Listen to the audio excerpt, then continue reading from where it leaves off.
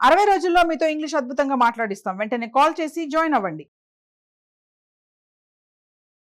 నమస్తే, welcome to Suman TV. నేను doctor Anuhya, internationally certified happiness and mindfulness coach. ఇప్పుడు పరీక్షాకాలం కదా, సో పరీక్ష కాలంలోని చాలా స్ట్రెస్ అనేది ఉంటుంది తల్లులకి, పిల్లలకి. పిల్లలకేమో మన తల్లులు చదవమని చెప్తూ ఉంటారు, వాళ్ళేమో ఒక దగ్గర కూర్చొని చదవరు. మనకేమో తల్లులకి బీపీలు పెరిగిపోతూ ఉంటాయి, చాలా కోపం వస్తూ ఉంటుంది. ఇలాంటి సందర్భాల్లో మనం ఏం చేయాలి? మీరు కనుక మీ పిల్లలు కనుక ఎగ్జామ్స్ లో బాగా స్కోర్ చేయాలి, వాళ్ళు ఒక మంచి పర్సంటేజ్ తెచ్చుకోవాలి అని అనుకున్నారు అంటే మీరు ఏం చేయాలి అనేది మనం ఇవాళ తెలుసుకుందాం. తల్లులకి చాలా స్ట్రెస్ అనేది ఉంటుందండి. ఎందుకంటే మీరు ఒక తల్లిగానే కాదు, చాలా రోల్స్ అనేవి ప్లే చేస్తూ ఉంటారు మీ జీవితంలోని. ఒకరికి భార్యలాగా, ఒకరికి కూతురులాగా, కోడల్లాగా, లేదా మీరు వర్కింగ్ మదర్ అయినట్టయితే మీరు ఆఫీస్లో ప్లే చేసే రోల్ అనేది. సో చాలా మనకి రోజువారీ పనుల్లోనే చాలా స్ట్రెస్ అనేది ఉంటుంది ఇప్పుడు తల్లులకి. ఎందుకంటే మన యొక్క ఎక్స్పెక్టేషన్స్, సొసైటీ యొక్క ఎక్స్పెక్టేషన్స్, లేదా మనం వేరే వాళ్ళని చూసి మనం అట్లా ఉండాలి అని ఫీల్ అవుతూ ఉంటాము. ఉదాహరణకి ఇంట్లో ఉండే అమ్మాయి అయితే తనేమనుకుంటుందంటే, నేను బయటకు వెళ్ళి పని చేయలేకపోతున్నాను, పక్కనున్న వాళ్ళని చూసి అనమాట, వాళ్ళ స్నేహితుని కానీ చుట్టుపక్కల ఉన్న వాళ్ళని కానీ చూసి బాధపడుతూ ఉంటుంది. వాళ్ళు చూడు ఎంత చక్కగా బయటకు వెళ్ళి ఉద్యోగం చేసుకుంటూ డబ్బులు సంపాదించుకుంటూ వాళ్ళు చక్కగా అన్ని బ్యాలెన్స్ చేసుకుంటున్నారు, నేను ఎందుకు పనికి రాకుండా అయిపోయాను, నేను ఇంట్లోనే ఉండిపోయాను, పిల్లలు అయినా కూడా నా మాట వినట్లేదు, నేను చేస్తున్న ఈ పని కూడా నేను సక్రమంగా చేయలేకపోతున్నాను అని బాధపడుతూ ఉంటారు.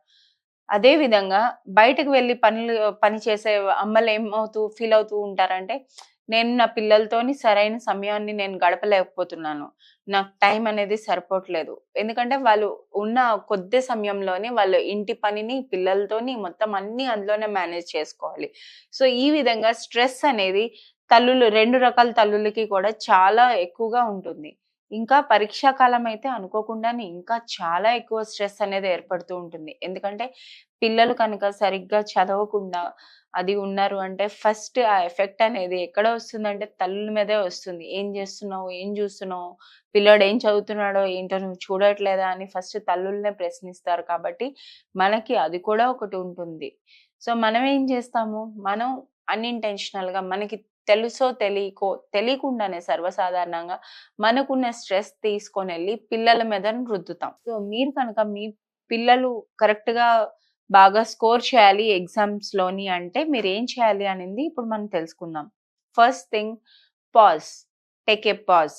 అంటే వాళ్ళు చేస్తూ ఉన్న పనులకి మనకి కోపం వస్తూ ఉంటుంది కదా, మనం రియాక్ట్ అయిపోతూ ఉంటాం, గట్టి గట్టిగా అరవటం కానీ, ఏదైనా వాళ్ళని తిట్టడం కానీ, వాళ్ళ యొక్క వస్తువులు తీసేసుకోవటం కానీ.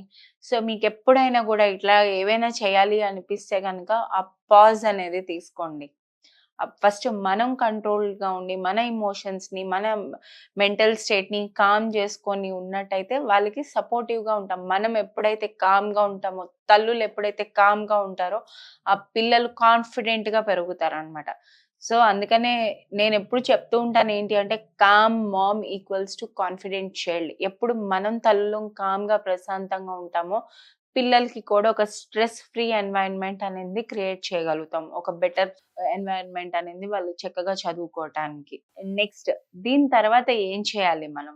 పాజ్ చేసాము కరెక్టే. దాని తర్వాత వాళ్ళు ఫస్ట్ వాళ్ళు ఏం చేస్తున్నారు అనేది అబ్జర్వ్ చేయండి. డైరెక్ట్‌గా వెళ్ళి ఇది చేయకుండాను. అబ్జర్వ్ చేసి ఒక 1 డే అబ్జర్వ్ చేసినాక మీరు డైరెక్ట్‌గా ఒక ఓపెన్ కాన్వర్సేషన్ అనేది పెట్టుకోండి మీ పిల్లలకి.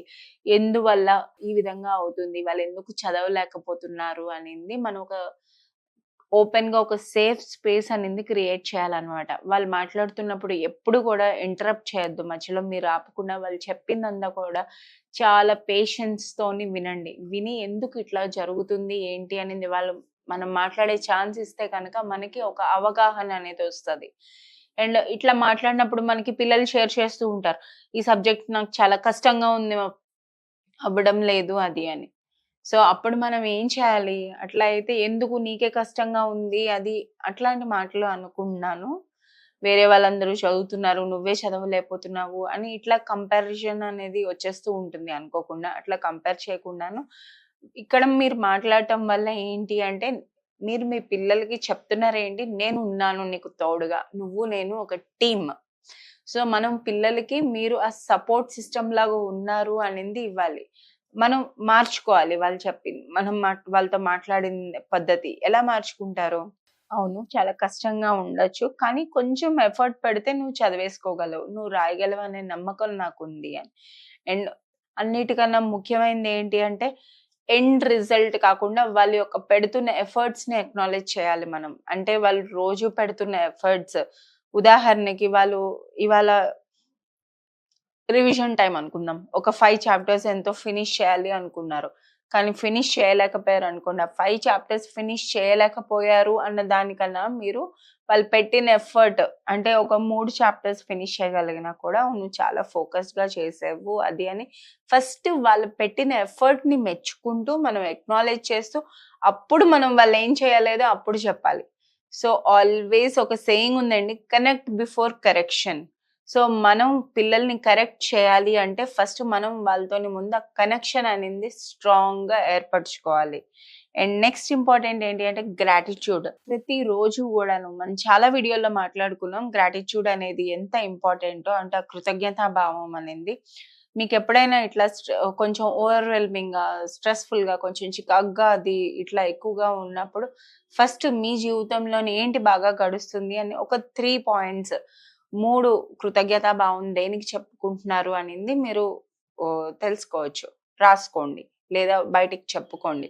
ఇట్లా చేయటం వల్ల మన ఫోకస్ అనేది షిఫ్ట్ అవుతూ ఉంటుంది. మనం బెటర్‌గా ఫీల్ అవుతూ ఉంటామన్నమాట. సో మీరు మీ పిల్లలు కనుక 100% సపోర్ట్ చేయాలి అనుకుంటున్నారు అంటే, మీ పిల్లలు ఎగ్జామ్స్‌లోని బాగా రావాలి, మార్క్స్ తెచ్చుకోవాలి అనుకుంటున్నారు అంటే, ముందు మీ ఎమోషన్స్ ఎలా ఉన్నాయో చెక్ చేసుకోండి. కామ్ స్టేట్‌లో ఉండాలి. మీరు బ్యాలెన్స్డ్‌గా ఉంటేనే అప్పుడే మీరు మీ పిల్లలకి 100% సపోర్ట్‌గా ఉండగలరు. లేకపోతే మీ యొక్క యాంగ్జైటీ, మీ యొక్క స్ట్రెస్ ఇది అంతా కూడా పిల్లల మీద పడుతుంది. అండ్ పిల్లలకి కూడాను ఇంకా డబుల్ స్ట్రెస్ అయిపోతుంది. ఎందుకంటే వాళ్ళు ఆల్రెడీ కొంత స్ట్రెస్‌ని క్యారీ చేస్తూ ఉంటారు. అది చాలా కారణాల వల్ల అవ్వచ్చు. సో మీలో ఎవరైనా కూడాను ఇట్లాంటి ఇబ్బందులు ఫేస్ చేస్తున్నారు అంటే ఈ కింద ఉన్న నెంబర్‌కి కాల్ చేయొచ్చు. పాజ్ అనేది ఎలా తీసుకోవాలి అనేది తెలుసుకోవాలి అనుకుంటున్నారంటే, నేర్చుకోవాలి అనుకుంటున్నారంటే ఈ కింద ఉన్న నెంబర్‌ని కనుక కాల్ చేసినట్టయితే మీకు ఫర్దర్ ఇన్ఫర్మేషన్ అనేది మీకు చెప్తారు. Thank you.